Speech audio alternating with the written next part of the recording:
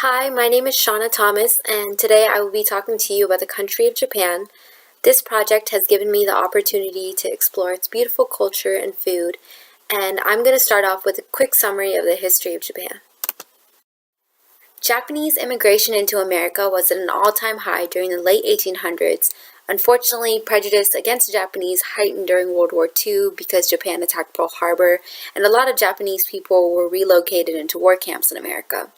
As for religion, a lot of Japanese people practice Buddhism, Christianity, Protestantism, and Shintoism. Japanese Americans have one of the highest rates of citizenship, degree of assimilation, and economic mobility among ethnic groups. The majority also graduated high school, attended college, or currently hold a professional job. One stereotype that can negatively impact their ability to move up the corporate ladder is the idea that they aren't assertive enough for upper management.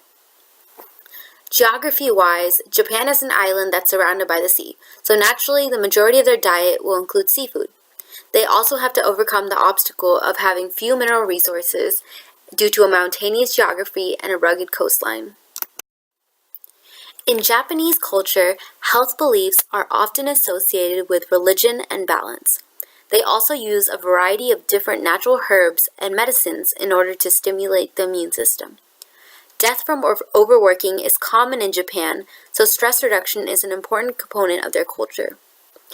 As for communication style, Japan is an example of a high context culture, meaning they express their messages through nonverbal methods. They also value groupthink over individuality.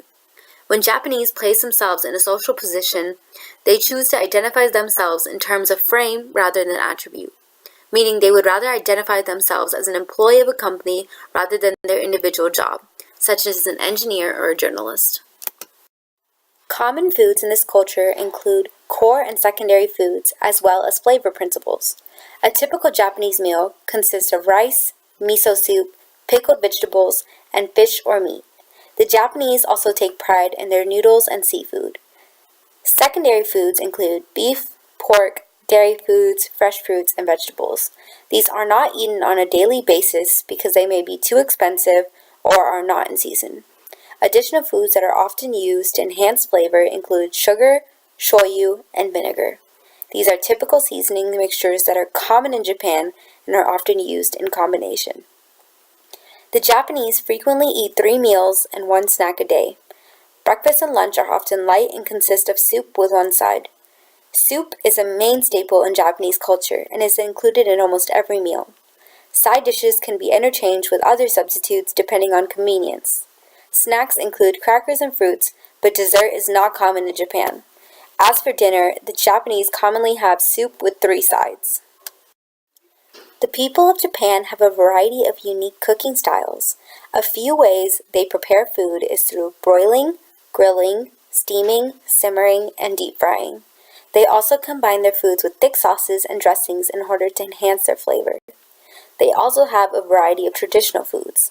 Sake is one of the first alcoholic beverages to be associated with religious rites celebrating the harvest of rice. It's also connected to Shinto shrines and imperial families. The Japanese also prepare dishes such as fish eggs and mocha for New Year's Day. Each dish has a special meaning behind it to symbolize prosperity and the start of a new year. The Japanese have fermented food for a very long time. Fermentation is the chemical breakdown of a substance through the use of bacteria, yeast, and etc. Some examples of fermented food include miso and soy sauce. As for dining etiquette, Japanese etiquette is similar to that of China. They often eat with chopsticks, and slurping is seen as a sign of appreciation.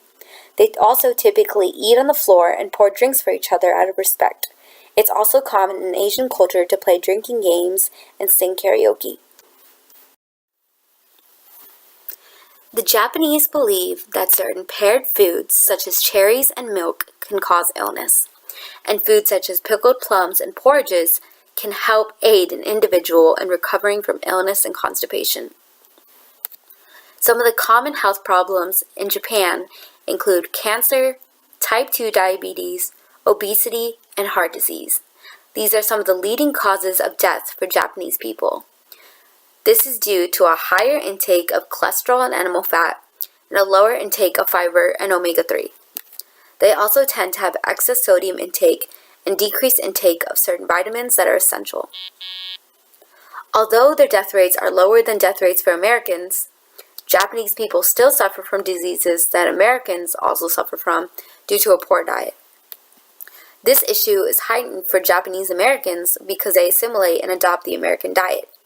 They become acculturated to fast food and unhealthy alternatives, which can increase their risk for heart disease and obesity. It's really hard to decide which foods to encourage and discourage because essentially I'm not from that culture, so you have to be able to put yourself in their shoes. And also, it really just depends on the individual's nutritional status. So if they have no issue with salt intake, seafood and meat would be encouraged in order to increase protein and omega-3 intake. Brown rice, when eaten in moderation, can also be a beneficial option for those who suffer with diabetes or high cholesterol levels.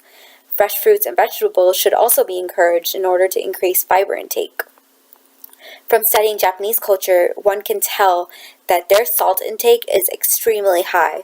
So foods high in salt such as pickled vegetables and soy sauce, should be discouraged from their diet in order to prevent hypernatremia. Through this project, I have learned a lot about Japanese culture. It's really interesting to learn about the similarities and differences between our countries. We may have our own cultural norms, but at the end of the day, food is something that can bring us all together. So that concludes my project. Here are my references, and thank you.